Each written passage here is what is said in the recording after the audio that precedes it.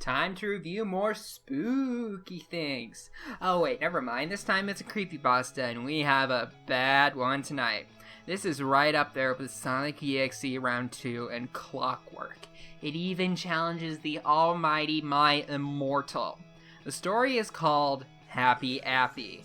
It's really, really bad. And you know what the worst part about it is? It's not even the fun kind of bad. My Immortal and Sonic EXE Round 2 could be funny bad, and Clockwork, at the very least, made me feel something. That is more than I could ever say about Happy Appy.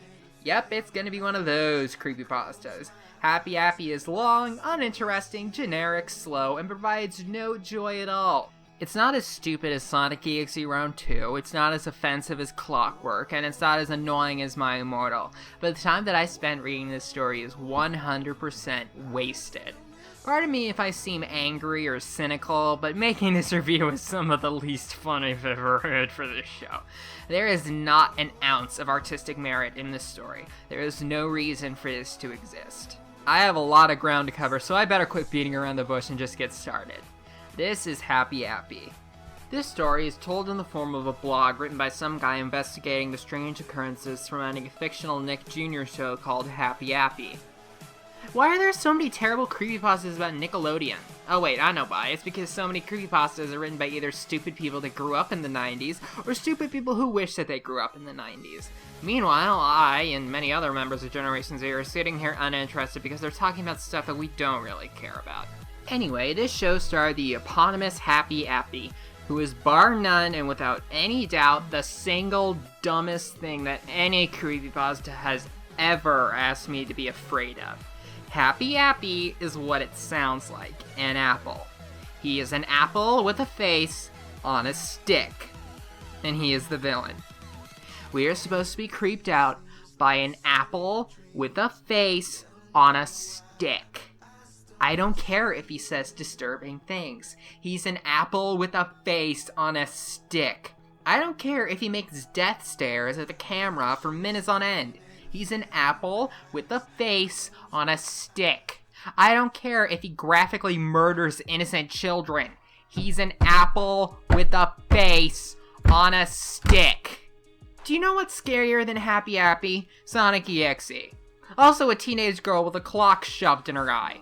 Heck, Happy Cloud is a demon compared to this. It kind of negates, well, everything that the story throws at us, since it's mainly about something this stupid. Actually, Happy Appy is one of the two villains in this story. I'll discuss the other villain in a little bit. About the story, the show Happy Appy is about an apple with a face that goes around curing kids who have injured themselves or have gotten sick. At least that's how it started. Around episode 5, Happy Appy just kills people, most of them children. It never changes, it just keeps getting more graphic and less creative as the show goes on. Eventually, a group of kids fight back and decide to kill Happy Appy. By the end of the show, Happy Appy is killed after he has murdered around 2 or 3 dozen people, again, most of them children. Why this ever flew for a Nick Jr. show for any length of time, the story never even attempts to answer. Our main character is some guy, probably in his 20s, who finds a DVD of the first 10 episodes of Happy Appy while cleaning out his attic. He then watches it. Besides the graphic murders, the first 10 episodes also contain a scene where the 9/11 terrorist attack is happening in the background. Because if there is one thing that instantly makes your product classy and tasteful, it's superfluous use of 9/11. Also, the 9/11 show aired in 1999, so Happy Appy might be psychic. And this apparently aired on Nick Jr. This is so stupid it would be comical if it wasn't so boring. After he watches the first 10 episodes of Happy Appy, he asks his friend Kevin for more information, since Kevin worked in Nickelodeon at the time that Happy Appy was in production. However, Kevin is murdered, Kevin's wife is shot, and the narrator's house is burned down by an arsonist. Also, a mysterious figure stalks him and is clearly planning to kill him. In addition to that, his friend, Jim Forrester, tells him that the original voice of Happy Appy, Blair Mize, has been murdered.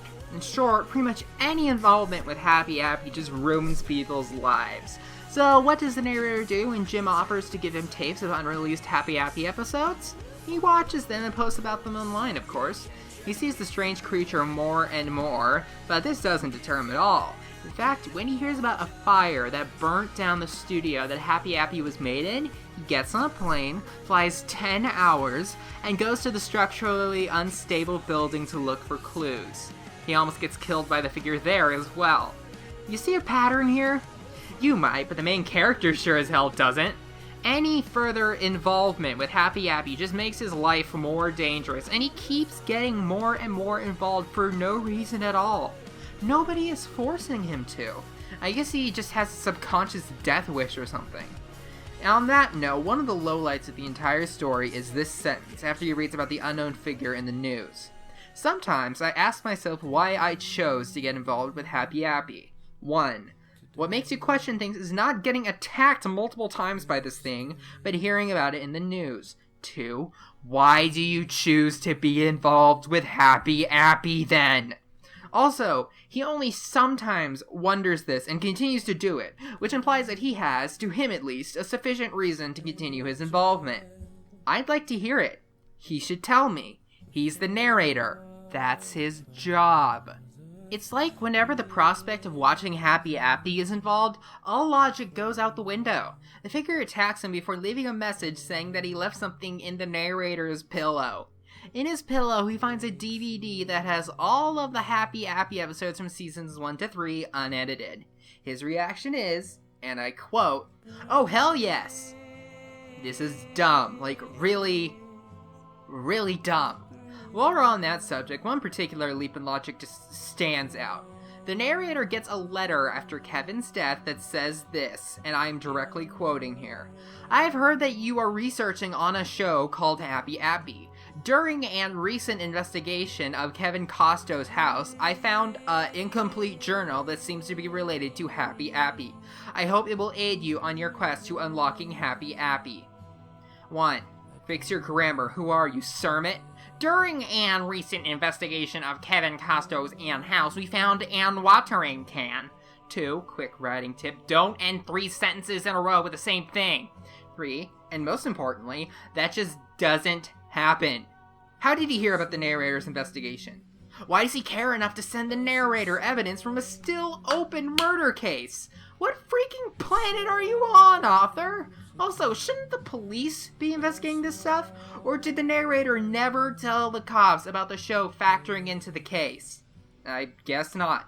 He also never seems to tell the police about the mysterious figure stalking behind him, waiting to strike.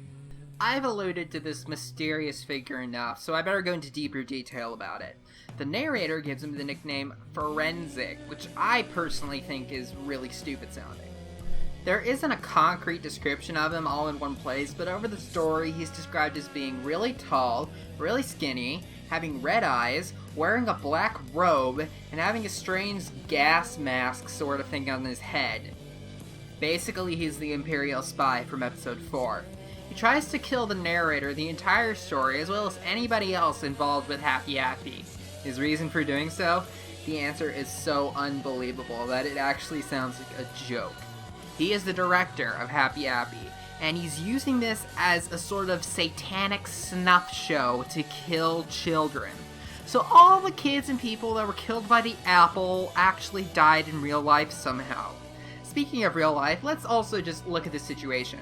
There are dozens of children dead, all killed by the same person. Don't you think that he would have been caught in the 12 to 13 years since 1999 in the time of this story? I mean, he's not exactly private about the whole thing, considering that he made a TV show about it.